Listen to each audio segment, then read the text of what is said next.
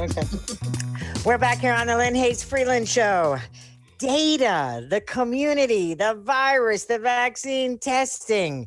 Man, you know what? There's a part of me that wishes we didn't have to have any of these conversations, but sadly we still do. And that's exactly why we are so appreciative of the Black Equity Coalition, Dr. Lisa Issac, Mark Lewis, Dr. Tiffany, Gary, Webb. They're all here to have the conversation.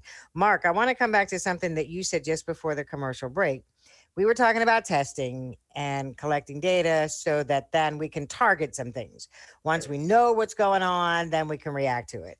So given that premise, given what you described in the last segment, if we didn't have the data initially to know exactly how testing was doing in our community, is that then why we didn't see targeted vaccinations in our community when they first started rolling out?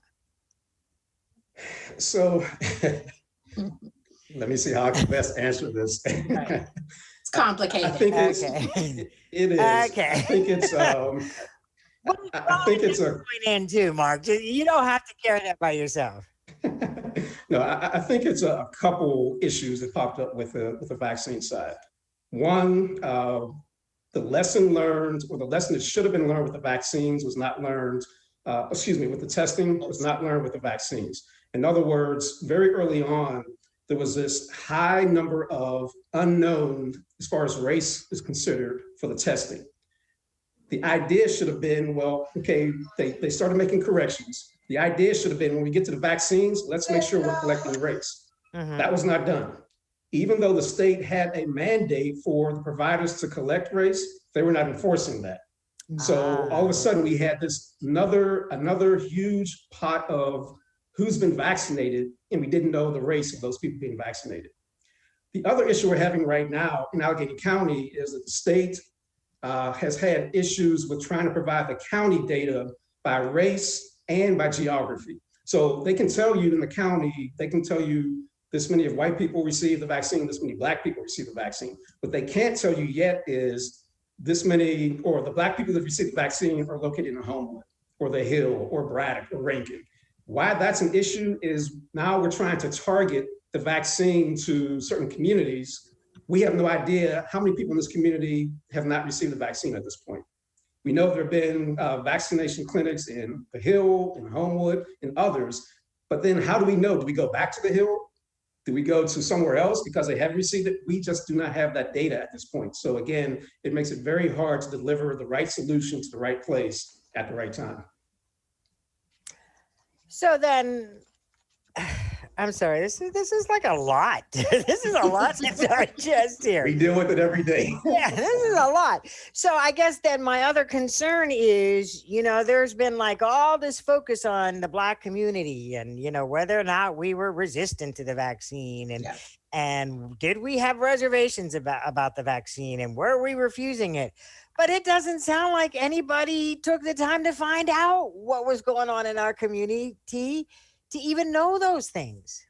Well, I mean, I think in the beginning, and still even now, there's a lot of narrative about vaccine hesitancy, and that puts it on the population. So the population is hesitant to take the vaccine, but the narrative needs to shift a little bit to vaccine access and equitable distribution of vaccine. And that's what our report is about. So it's about the data issues from data infrastructure and data collection and so forth, but it's also about taking an equity lens for the vaccine distribution, how you distribute resources, the lens that you take, how you use the existing data that you have. That's where the BEC has really been instrumental in thinking about these issues and trying to communicate them to stakeholders. So our report is saying, these are some of the issues that stakeholders and government officials and so forth should be considering when thinking about equitable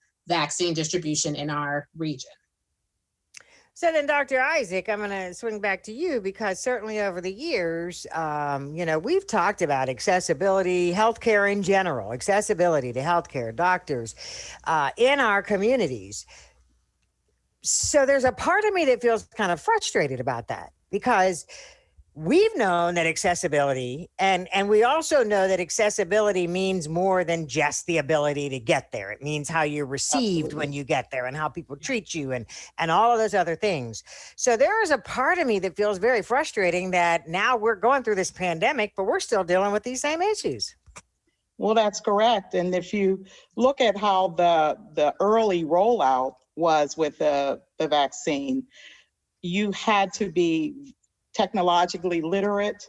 You had to have access to high-speed internet, regardless of what you really needed transportation, because at first it wasn't in the Black and brown communities. You needed, and you needed that social network or that connection to know where the vaccine was going to be next, because you almost had to hurry up and get on there and try to get your appointment in for the vaccine. And you're starting with 75 and above or 65 and above who may not have a lot of those things at their disposal.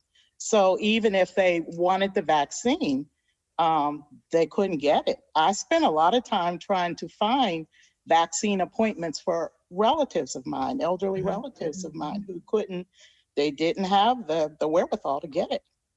Oh, I mean, I told somebody the other day, my father's 95 years old. If you were dependent on him using the computer for anything, it's not going to happen. And then he has friends who are 90, they're in their 90s. Okay, we'll take another commercial break. I want to, now that we have this information, who's listening to you? What do we do with it? And what are our lessons learned? We'll talk about that when the Lynne Hayes Freeland Show continues. Don't go away.